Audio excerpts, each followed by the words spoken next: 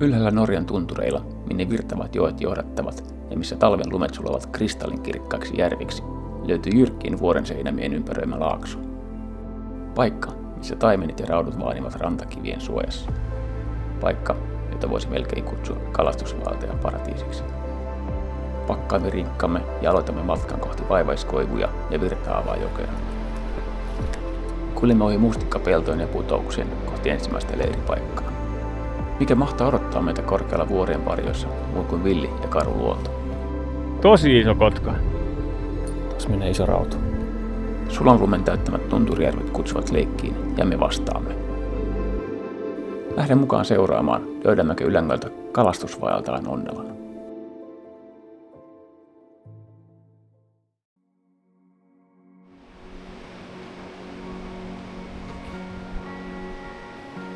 Usean tunnin maisemien ihailun jälkeen saavumme Vuonon rantaan, mistä vaelluksemme alkoi. Tulee olemaan muuten hikinen toi Alku, joo. Noin 500 metriä nousua joidenkin kilometrien ajalla.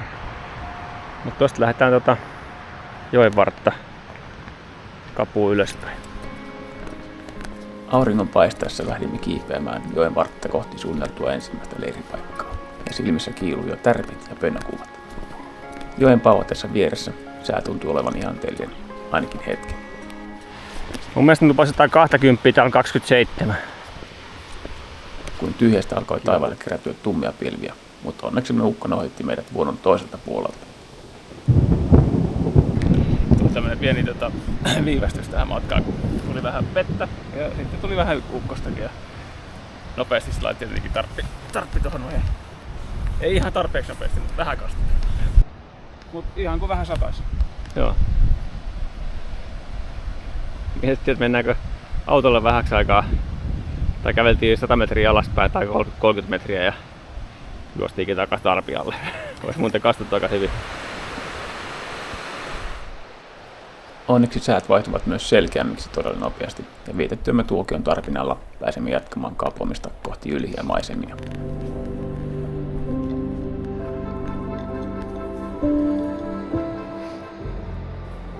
Porain jättämä polku kiemuskeli ylöspäin kitukasvuisten puiden lomassa läpi mahtavien mustikkaapajien. Nyt jaksaa taas.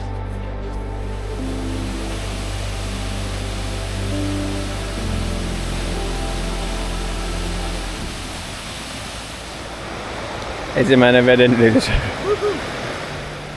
Vieressä virtaava joki haarautuu eteemme, mutta onneksi norjalaiset insinöörit olivat ystävällisesti tehneet meille sillan ylitystä varten. Halusimme kuitenkin tuntea viileän vuoristoproin jaloissamme ja lähdimme ylittämään villiä virtaa. Tätä ei varmaan tarvittu. Ei. Mutta en mä ottaa pois sitä, niin se on niinku... Kun noin proksit tästä. Muuten ei saa. Tarviks siellä kroksiakaan? No ehkä siellä on teräviä kiviä, niin... Pahkeet käärittynä ja sauvalla tukea ottaen selvisin yli tämän vuolaan virran heittämien liukkaiden kivien. Kun taas vesin ylitykset ovat olleet vellelleni kohtalokkaita. Joku voi löytää Oaklin aurinkolaseja jostain päin Finnmarkia joen ylityksistä. Kamera alkoi heiluen, mutta vakain askelin veljeni lähti omaan suoritukseensa. Ihana virkistellään. Kylmää vettä. Ja pääsi jotenkin ylitse hukkamatta yhtään mitään. Pikkasen erilaista maisemaa kuin meidän normaalilla vaelluksella. Se on ihan makeen näköistä. On tietenkin vähän raskasta vetää ekat 2 tuntia 2 ylityksellä melkein. Ja siis vesiylityksellä ja sitten vielä ylämäkeä koko ajan. Finnmarkissa ollaan siis taas vähän lyhyempi vaellus.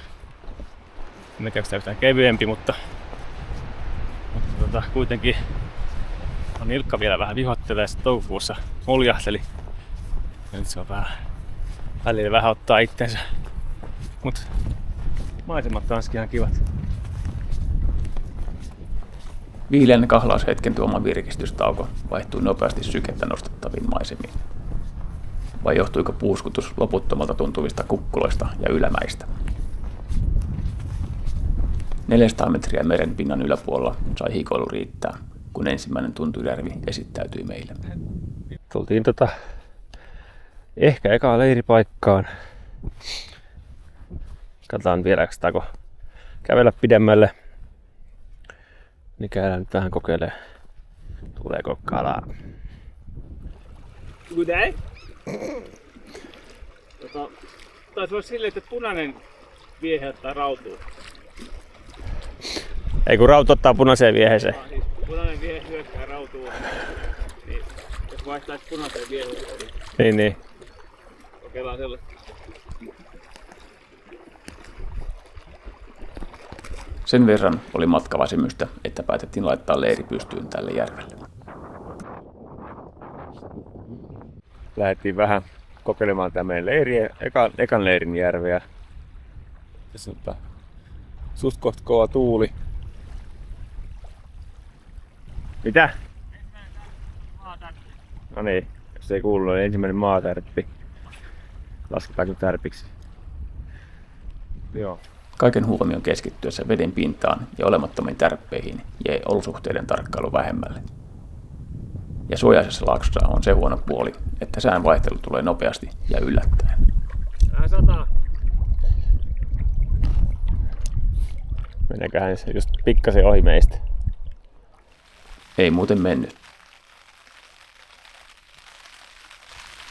Otin myös tuohon kalastaan, niin sitten nähtiin, että siinä viereisellä noin 300 metrin päässä tuli aika hyvin vettä. Jos meidän takana on semmonen kukkula, niin me ei nähdä, että tuleeko sade tähän niin suoraan meidän yli vai meneekö se vaan tuosta sivusta. Niin heitettiin vähän aikaa ja sitten huomattiin, että kyllä sade tuli tuohon sitten meidänkin kohdalta. Vaikka meillä on ihan täysin sadekampet päällä, niin silti viittynyt turhaa olla. On täysin sateessa. Hetken sateen ropinasta nautittuamme vastasimme jälleen järven liplatuksen kutsuun. Vaihdetaan viehettä välillä. Kalat eivät meitä kuitenkaan leikkeihin kutsuneet, vaan tärppiä tarjosivat enimmäkseen pohjassa odottaneet kivet. Järvi oli hiljainen, ei nykäystä, ei varovaista liikettä pinnassa. Ainoa ääni oli siiman suhina ilmassa ja vaimea molskahdus, kun viehe upposi uudelleen ja uudelleen syvyyteen. Ei tullut silläkään. Kun me otettiin ruokaa sen verran vähän mukaan, niin voi olla, että vähän lyhyempi tää reissu, jos se rupeat tulee kalaa kohta. Se voi olla, että reissu lyhenee. Niin. No, tää on vasta ensimmäinen kunnon kalastuspäivä. Että hienot maisemat. Niistä pääsitte nauttimaan, mutta tai no, te olette varmaan kaikki paljon parempia kalastajia kuin me. Että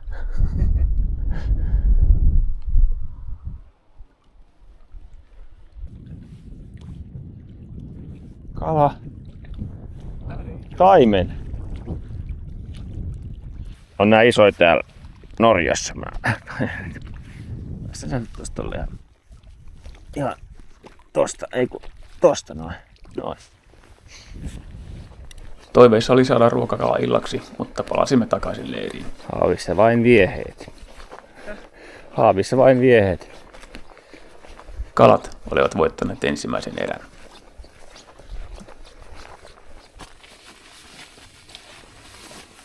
Alkoi vähän sataa, tultiin silmään aamupuolella. Joo. Yksi ihan ok tärppi. Jos käydään tätä kalastuspäivää tässä nyt, tai aamua Niin läpi. Yksi tärppi ja pääsi irti. Ihan kivalta tuntuu. Aamupuuro ja uusiin haasteisiin. Kun aamupäivän kalastelut eivät tuottaneet sen enempää tulosta, päätimme lähteä tutkimusmatkalle 2 uudelle järvelle. Käydäänkö eka katsoa, heitetään tosta noin. Tässä rannasta. Niin, menee syvä toi keskelle. Joo. Ja sitten tästä päädystä ekasta menee tuonne vasemmalle. Sitten se on keskellä toi syvä kohta taas, heittää siitä tonne noin. Joo. Sitten kävelee sieltä tonne suistoalueelle. Joo. Vesi oli kristallin kirkasta ja ennen yhtäkään heittoa piti ensin huolehtia nestetasapainosta. Raanavettä.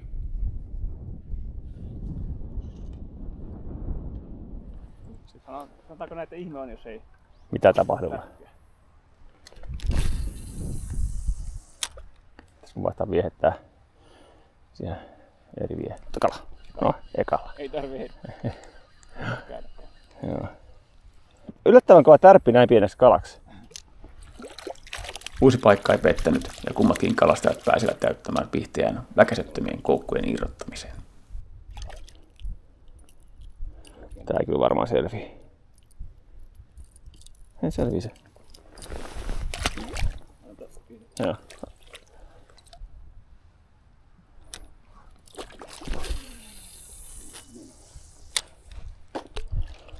No, kyllä kun tuo meidän oma järvi, Leirijärvi, ihan tyhjä.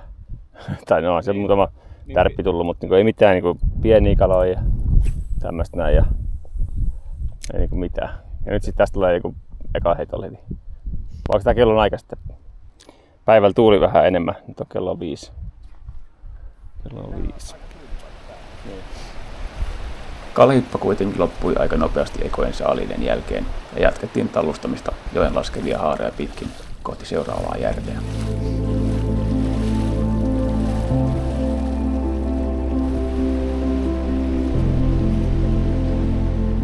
Vaikka paikka näytti mitä parhaimmalta, eivät vapaamme taipuneet yhtä pientä kalaa lukuun ottamatta kuin salaman nopeista heitoista. 20 senttinen. Nyt Tommi näyttää sitten esimerkiksi, miten sitä pitää kala. Aikaisempia videoita on käsitelty tää sama asia, mutta pienillä kaloilla. Joo. Noin.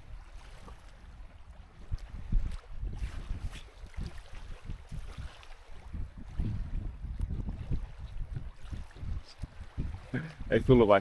Ei tullut.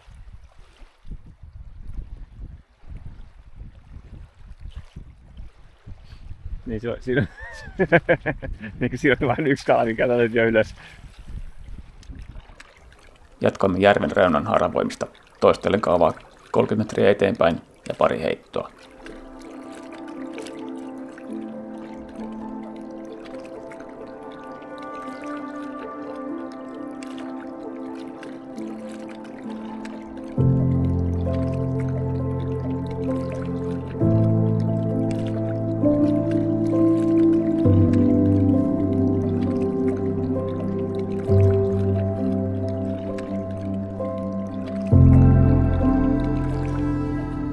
Jälleen kerran olivat Tunturijärvet autioituneet.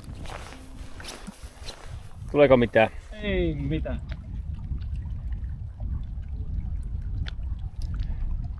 Mihin toi laskee toi joki, niin sieltä tulee Pientä. Aurinko alkoi jo laskeutua ja jalkapohjien kolutus kohota kävelemisestä, kun käänsimme kärsämme kohti kenttämajoitusta. Paluu teltalle. Ei ruokakaloja. Nudeli on ihan hyvä. Olisiko tässä melkein 3 kilsan kävely? Kun emme ruokakalaa saatu, päätti Ahti kuitenkin antaa vihjeen unelmien taimenien sijainnista. Taitaa ne isot kalat olla tuolla sateenkaaren päässä. Totta. Aamu valkeni puolipilvisenä ja viileän raikkaana, juuri sellaisena kuin päiväretken sään pitää ollakin, ja joka saa vaeltaen unohtamaan sääennusteen ja ottamaan liikaa toiveita mukaan. Tuuli puhalsi kevyesti ja kahvi höyrisi kuksissa, kun mietimme mihin mennä. Mites tänään mentäis tonne Mennään sinne Yläjärville. Niin. Kun käytiin tossa jo, mikä oli ihan makea, mutta siinä ei ollut, oli siellä kalaa, mutta ei mitään ihmeellistä. Tehdäänkö päiväreissu? Tehdään. Eväät mukaan ja... Joo, otaks me trangia ja kaikki ruokavälineet. Joo. Mä taidan vaeltaa kumminkin noissa kahluhousuissa. Joo, vähän tommonen heti jyrkempi aloitus tähän Niin saadaan lämmöt päälle. niskaan.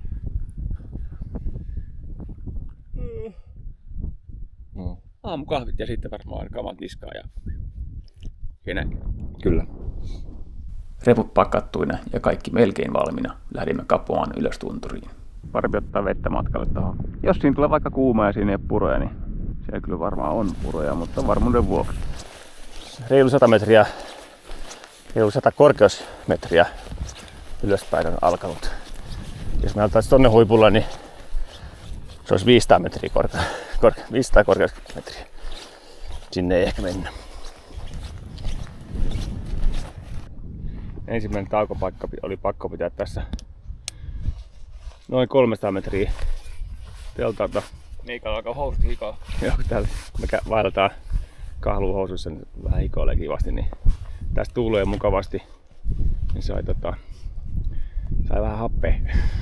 Nämä kahluhousut on hyvät vaeltaa, kun ei tarvitse varoa yhtään mitään tommosia niinku pieniä ojia Ei. ja puroylityksiä ja soita, kun ei ole omia tai tommosia kunnon vaelluskenkiä, niin. Ja saappaa ei viitti täällä vetää. Ei jäänyt mitään muun autona vai mitään vetää. Ei, eikä aurinkolaseja tällä kertaa. Ei, niin. Niin nämä on nyt kolmannet jo. Jalkojen tuulutustaukojen lomassa oli hyvä tarkastaa, löytyykö verkkoa sääennustojen katsomiseen. Ihan makeille paikalle taas pysähdyttiin vilvottelemaan. Tonne pitäisi mennä.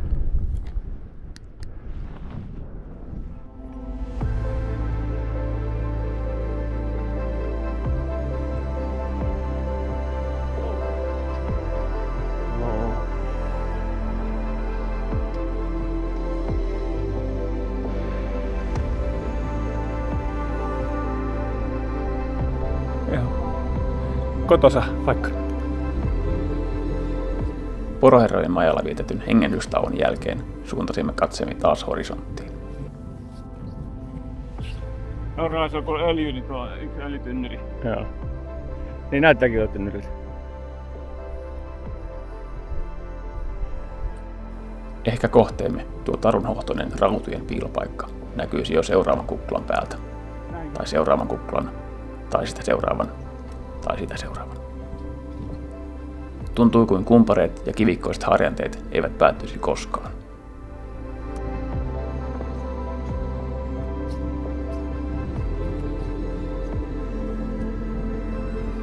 Ja sitten, kun palkitona sitkeydestä, järvi ilmestyi näkyviin harjanteen takaa. Se oli täydellinen. Kirkas, syvä ja tuulelta osittain suojassa. Tuossa näkee hyvin syvän reunaa. Tuossa menee. Toskin on syvä tuossa päädyssä. Nyt Jos ei nyt tule ala tulla kalaa. Niin. Ja odotukset ovat suuret. Kyllä. Tuuli on vähän kova, en tiedä viittikö tässä ihan droneille lennättää, mutta...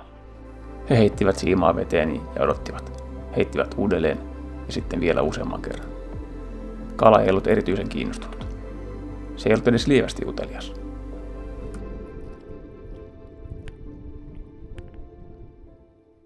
Näkyykään tosta, kuinka kirkasta vesi on.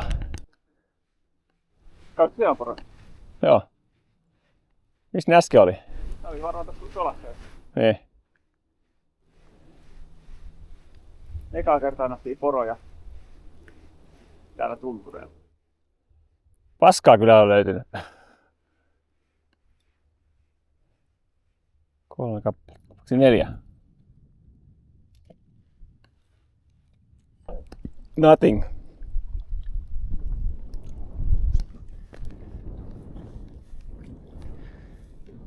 Alkaa tulee nälkä, pidetäänkö kohta kuskilla? Vois vetää. Tässä kärjes vaikka. Vatsamme olivat kuitenkin uteliaita saamaan maittavia retkiä väitämme ja suuntasimme viereiselle kallion kielekkeelle keittämään vettä. Emme kuitenkaan malttaneet olla ensin heittämättä muutamaa koeheittoa, kun paikka näytti niin houkuttelevalta. Kuulemma tärppi tuli syvän päältä. Oikein.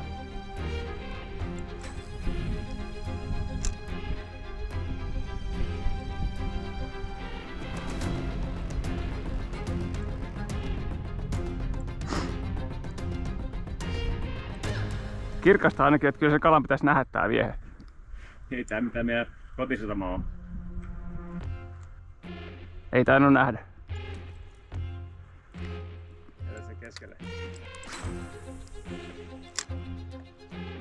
niin hitaasti, kun se muuttuu pintaa liian. Jylhät vuoren rinteet, edellisen talven lumen rippeet järven reunoilla, kirkas vesi ja syvyyttä varmasti yli omien tarpeiden. Kyllä näissä maisemissa kalojen kelpaisi odottaa tarjoamiamme metallisia vieraita. Tässä olisi nyt kiva nähdä se, kun se lipuu tossa. Ja perästä tulee se yksi punavatsainen. Niin, tää vetää vaan ympyrää tossa noin.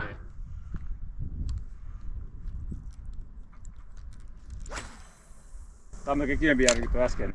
Oh. Mut täällä on näkee se yksi kala. Eikä ole hirveen iso.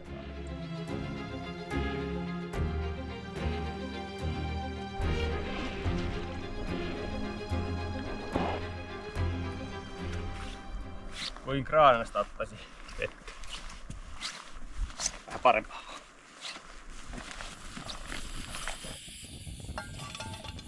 Pussiketjut naamaan ja kohti seuraavaa järveä.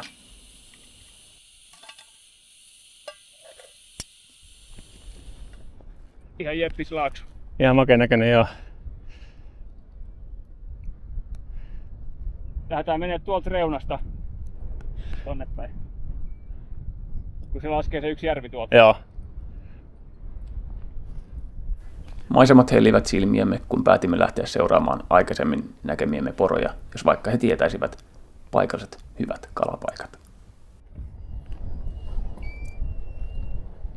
Siellä on taas poroja rannassa.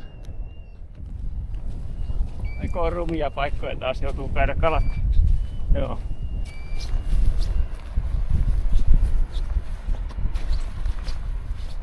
Toivotaan vaan, että tässä päälle vähän isompaakin kalaa. Mutta toisaalta tämmöistä paikassa pääsee kalastamaan, niin se ei haittaa enää, ettei tule isoa kalaa. Olisi tietenkin kiva. Jätettiin noin kahluukamat tonne vähän taaksepäin ja käydään kokeilemaan vaan toi, missä toi puro laskee tuohon järveen. Jos siinä vaikka jotain tulisi. Nyt sitten ei tule ekoilla heitolla kalaa tästä näin, niin Tuo on kumma. on kumma, koska tuossa on tommonen ihan kiva Puolesvirta, joo. virtaus.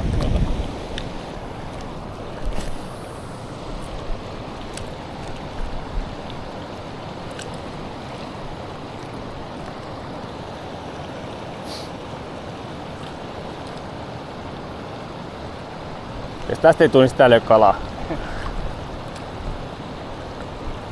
Ekalle aina. Mitä ihmettä? Eiköhän mennä tonne kamoille ja jatketaan matkaa eteenpäin. Se on varmaan aika hyvä idea. No fish. Taas liikutaan. Ei tullut toltakaan Latvajärveltä mitään, mutta kuin yksi pieni taimen.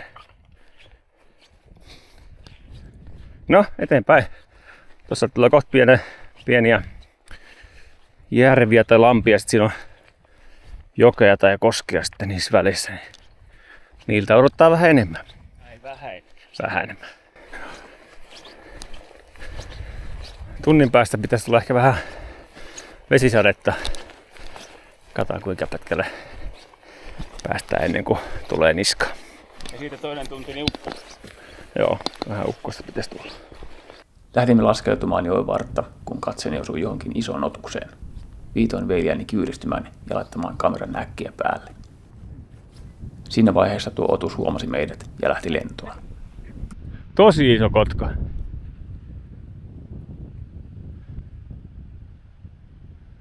Päästiin 10 metrin päähän. Ehkä tässä on leiripaikka. Se ei haistanut meitä. Oltiin tuulen alapuolella. Joo. Mä haistan kyllä sut tuulen yläpuoleltakin. Mut ihmiset ei kuulu ääntä.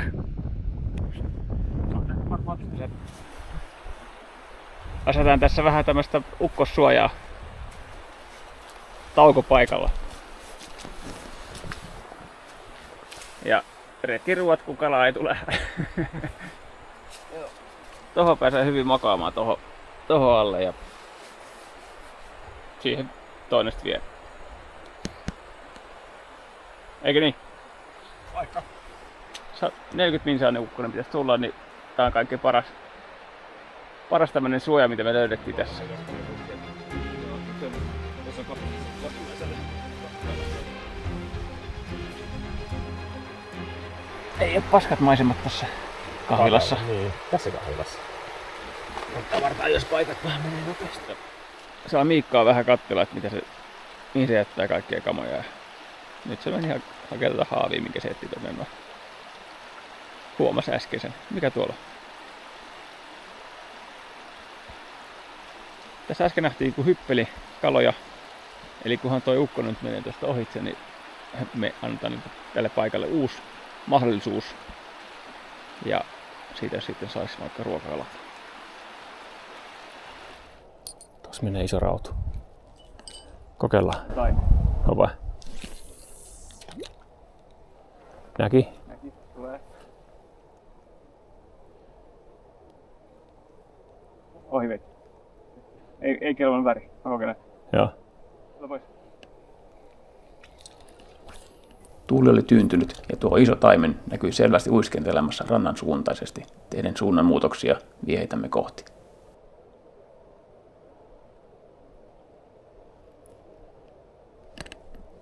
Olisiko nyt sitten perhon paikka? Niin. Se oli hyvä kokonaan kyllä. Eli täällä on iso kala. Ei kelvannut vettä, vaikka kuinka yritimme sitä sille syöttää. Jatkoimme alas jokea seuraten sen mutkittelevia muotoja kohti seuraavaa lomparetta. Tässä ei välttämättä viitti ihan vetteen heittää.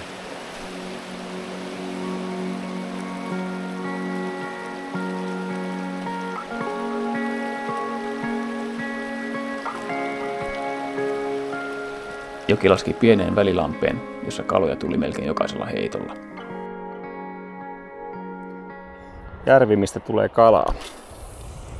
Harmi vaan, että ne on aika lyhyitä. Melkein joka heitolla. Pientä rautua ja pientä taimenta. Noin.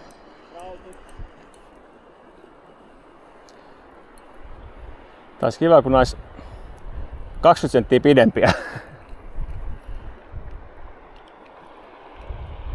Hyvä, pääsi irti. Se oli sen verran pieni.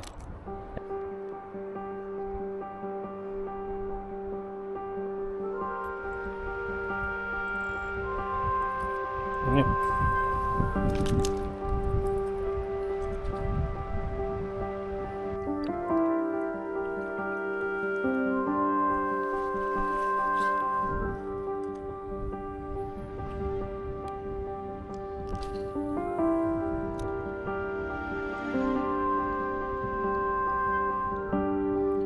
Osukohan mulla ihan kohdalleen, kun saman tien niinku...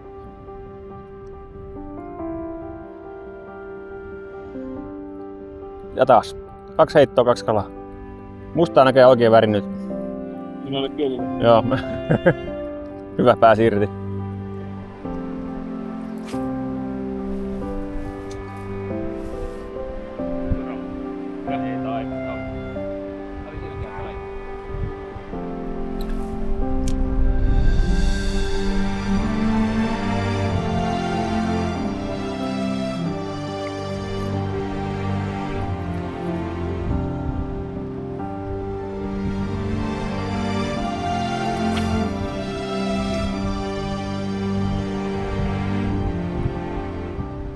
Tuommoista tulee.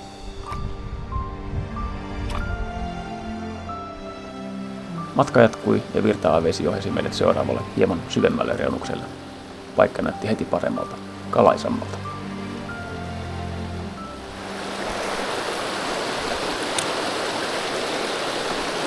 Kala!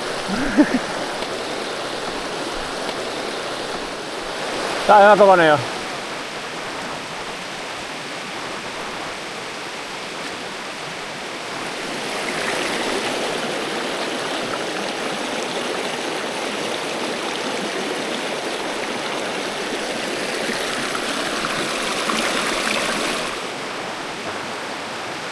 Kala näytille ja kala näytille.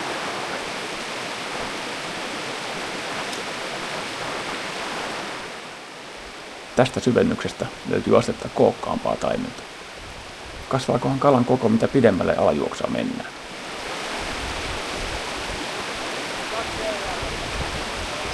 Täällä ainakin kalaa on. Joo.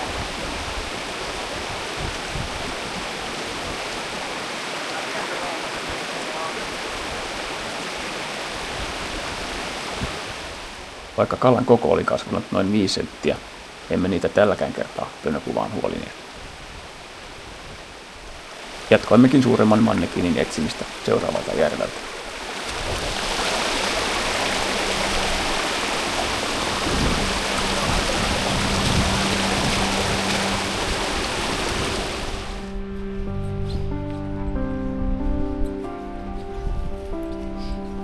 Paikka näytti jälleen kerran juuri sellaiselta, missä ison kalan luulisi lymyävän. Järvi, mihin joki laskee tuonne raikasta vettä ja ravinteita, muodostaa virtauksen viereen kivien taakse oivallisia piiloja vaania saaliita.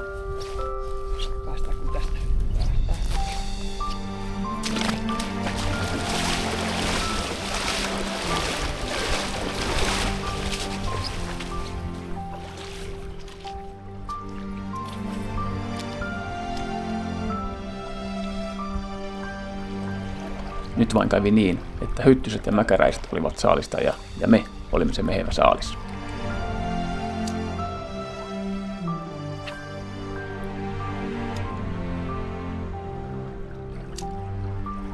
Aurinko alkoi laskeutua ja ilta hämärtyä. Näytti siltä, että tältä reissulta emme ennätyskalaa saisi. Nukkumatin ja Ahdin yhteistyö ei yön aikana tuonut tulosta ja päätimme laittaa kimpsut ja kampsut kasaan kotimatkaa varten.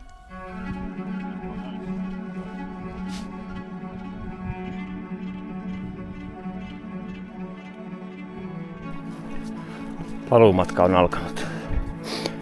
Paluumatka autolle on pelkkää alamäkeä. On siitä pieniä pikku ypäret ylöspäin, mutta enimmäkseen alamäkeä.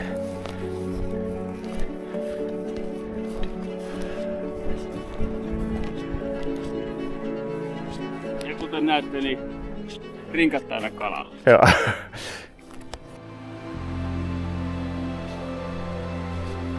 Vaikka me löytäneetkään kalastajien paratiisia tältä nousen ylängöltä, oli kalojen sijaan vatsat ja mielet täyttyneet uusilla hienoilla kokemuksilla ja upeilla maisemilla. Onneksi Finnmarkista riittää mielenkiintoisia järviä ja jokia tutkia, ja uusien löytöretkien suunnittelu onkin jo alkanut.